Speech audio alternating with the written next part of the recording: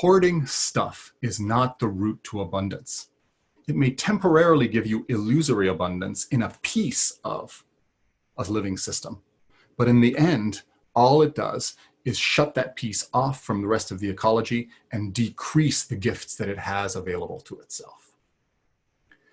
What truly is the route to abundance is to let all that business flow out of you and into the wider fractal ecology around us. When you do this, and when you increase the diversity of inputs into your physiology, the voltage all of a sudden goes up and more matter and energy begin to flow through you and out of you into the wider ecology. And as a result, your vitality increases. You're able to do more, you're able to feel more vital, and you're able to ultimately turn on more people, make bigger gardens, and support the cosmic love story of matter and energy trying to reunite, which they've been trying to do for, if you believe the physicists, 14 billion years since the moment of the Big Bang. Let's help them. In so doing, we become more complex, we become more vital, we become more engaged. And that's how all of nature works. It becomes more fractal, more complex, more vital, and more engaged. And believe me, it wants us along for the ride, right? From the moment of the Big Bang, the universe has had consciousness and longing and desire and drive built into it from the very beginning. That consciousness isn't an emergent property that comes when matter gets sufficiently complex. It's really a hard argument to make, because if that's true, where does it come from? Where does our experience all of a sudden become conscious if it wasn't before? Very, very tricky argument to try and untangle. It's called the hard problem of consciousness. But if it's baked in from the very beginning, right?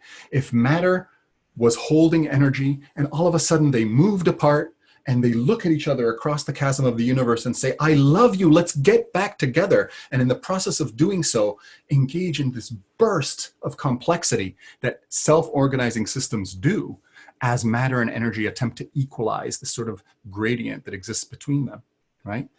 Then this consciousness that is everywhere that we feel inside of us is actually a sliver, a shard, a piece of this massive universal love story consciousness of the universe trying to reconnect with itself and making an incredible complex dissipative radiator in order to be able to get there more quickly. The side effect is, wow, is that radiator beautiful? And aren't we so lucky to be a part of it today?